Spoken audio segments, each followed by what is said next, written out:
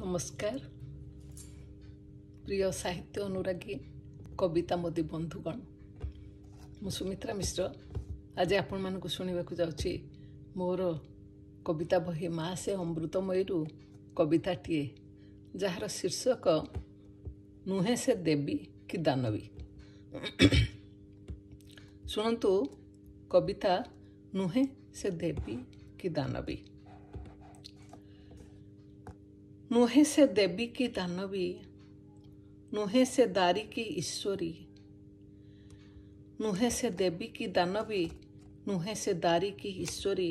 से जे सरल सुंदर देहधारी नारीटीए, से जे सर्वंसहा धरित्रीर रूप, महिमामयी त्यागपुता सृजनकारिणी जननी।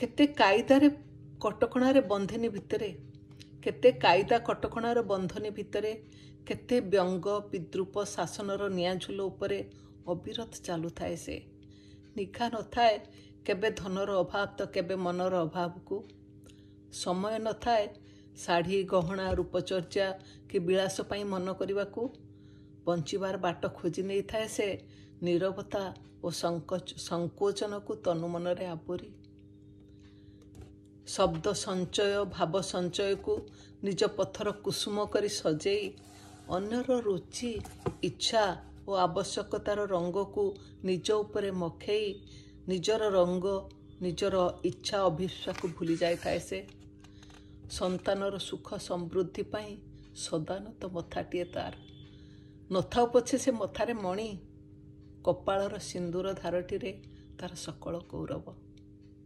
धन्यवाद।